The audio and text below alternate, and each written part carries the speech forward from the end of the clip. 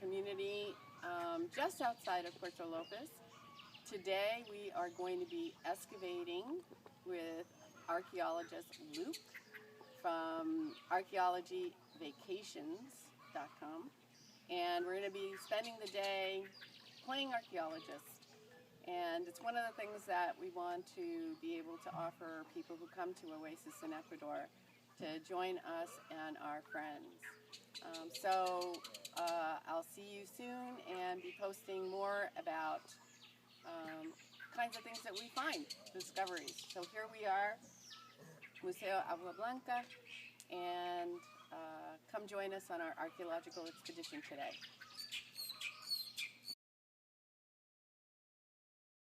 Yeah, but what do we tell the tourists from this?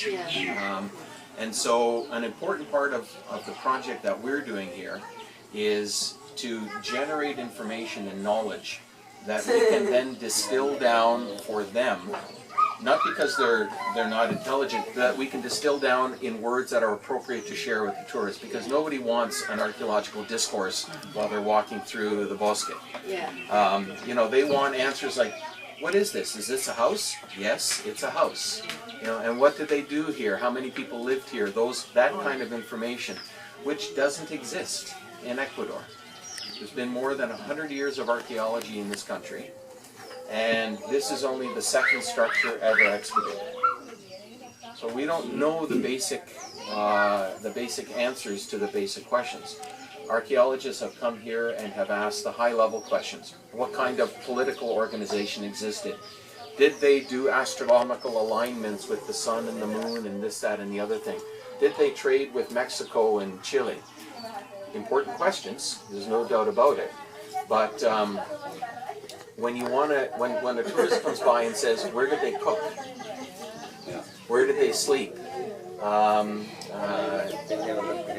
These are important things. I like to tell folks that come through here, listen, if I go to your house in Switzerland, the way that it's constructed, the way that it's furnished, the way that the rooms are organized, tells me something about Swiss culture.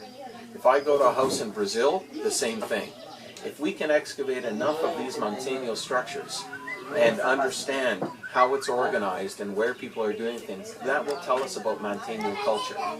Only when we understand how the people are living, in my opinion, can we begin to better understand the larger questions, how were they organized socially and politically. So that's the long-term goal of this project, to excavate enough of these structures, small ones, medium ones, and large ones. We're starting with the small, because the big ones are big and complicated, and the small ones are small and complicated.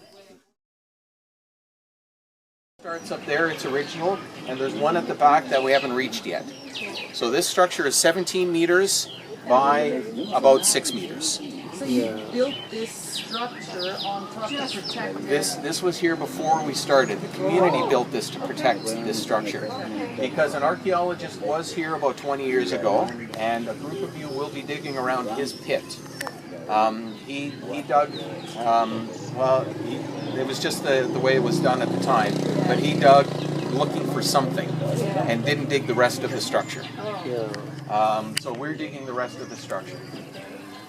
The front of the house was open. There's no front door, there's no front wall. The front was open. So this is the front yard or the patio, and this is looking inside the house.